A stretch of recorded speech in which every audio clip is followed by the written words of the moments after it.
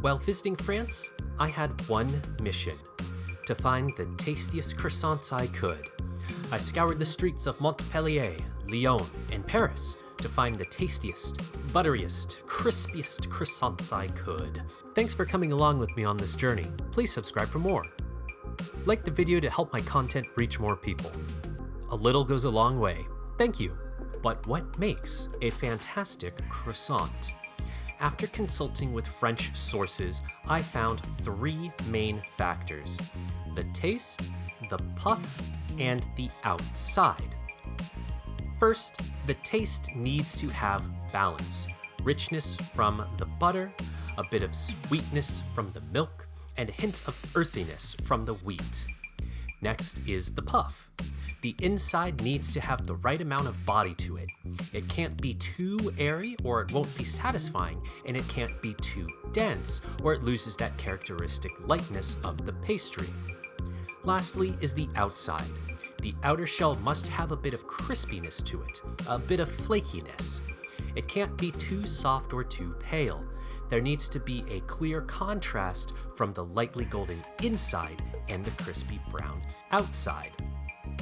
For determining a winner, we'll give a rating out of 5 for each category, and 1 for overall enjoyability of the croissant, based on my own personal taste. With that in mind, here are our contenders. Hailing from Montpellier, we have Iconca and Des Rêves et des Pains. Hailing from Lyon, we have Boulangerie du Palais and Boulangerie Saint-Paul. Lastly, hailing from Paris, the Triple Trouble, Boulangerie Polian, Storer, and La Maison d'Isabelle. Keep in mind that my trip was limited to mostly these 3 cities, and I didn't have all the time in the world to try every boulangerie and pâtisserie out there. So if I miss some obvious gems, leave them in the comments. First is Iconca, which is one of the most highly rated boulangeries in all of France.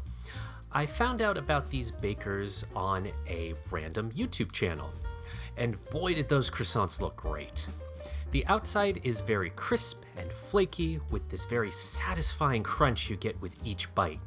The inside is nice and buttery, soft, and airy.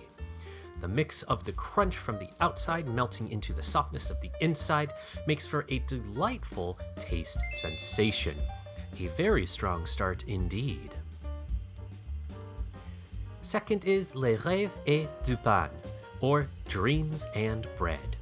The shop is very dreamy, with amazing loaves and sweets on display. When I went, the price of croissants were lowered because they were smaller than usual. These were amazing. Flaky, crispy outside, soft, airy inside, and this perfect balance of sweet, buttery, and even a bit of earthiness from the flour. Highly deserving of its praise and reviews. Moving on to Lyon, our first croissant came from Boulangerie Saint-Paul. This stop is right by the station for St. Paul and is just up from the River Sound. It has a lovely, lightly crisp outside with a ton of flakiness. This one also had a tremendous balance of flavor. You can really taste the sweetness from the milk, not too buttery, and the inside had a bit more of a firmness to it that I found I really enjoyed. Next was Boulangerie du Palais, just down the road from, well, the palace. The store specializes in pralines, but is noteworthy for its lovely croissants. The chunkers didn't have that classic croissant look, but were tasty in their own right. The croissant was more savory than anything, but a bit too soft overall. The outside lacked a distinct crispiness that I found in other croissants. The inside softness was a bit chewy as well, but still a very solid croissant. Leaving Lyon and heading to the big city of Paris, I tried Boulangerie Polian. The place was very cute, but that's where the good news kind of ends. The croissant looked nice, but it was so terribly dry. It was a real trial to eat. It lacked the butteriness of a good croissant, and the outside was way too soft.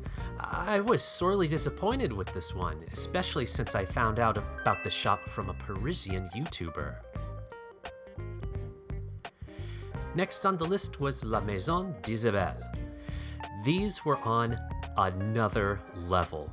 Great crispy outside, amazingly complex flavor inside, and just a stunning presentation. The best croissants I think I've ever had. Lastly, I visited Storer. Lots of interesting history here. The outside of the croissant had a light, subtle flake, which contrasted nicely with the soft inside. It had a nice, buttery flavor, but was not too busy itself. A great balance and massive size. Amazing combination. So, how do they rank overall? In last place is Boulangerie Poirin. Just a bit disappointing. Didn't really hit the mark for us. Sixth place goes to Boulangerie du Palais. Not disappointing, just not the right combination of tastes and textures for us. Fifth place goes to Ikonka. From here on, every croissant is neck and neck with its amazingness, so you cannot go wrong with any of these. This is a solid croissant with lovely staff on a quiet street. Fantastic place for a first visit. Fourth place goes to Storer. Wow, such a great taste, such an amazing history behind this shop. A great Parisian boulangerie. Third place goes to Les Rêves et du Pain, coming out of nowhere to blow us away with just how incredibly well made all of their pastries and bread were.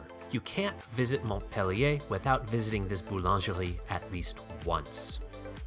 Second place goes to Boulangerie Saint-Paul, the most balanced, delightful croissant you can get in Lyon. This could easily shift into first place on any given day. It's just that good. So that leaves us with first place, La Maison d'Isabelle. Not only does it remind me of my favorite Animal Crossing character, but the croissants here look, taste, and feel flawless. I can't get over just how good these were. I feel like eating these really put what I thought was a good croissant into perspective. A must-see in Paris, and the coveted winner of our best croissant in France. Please note that with the exception of last place, all of these places are well worth your time.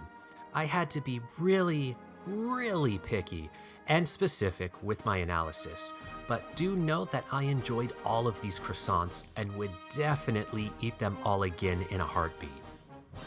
What do you all think? I know croissant opinions can get heated, so let us know where you've been and what you think of the places we've been in the comments. And if you like our style, share this with a croissant aficionado in your life. Get a conversation started. Thanks for your time, and may your days be filled with buttery pastries.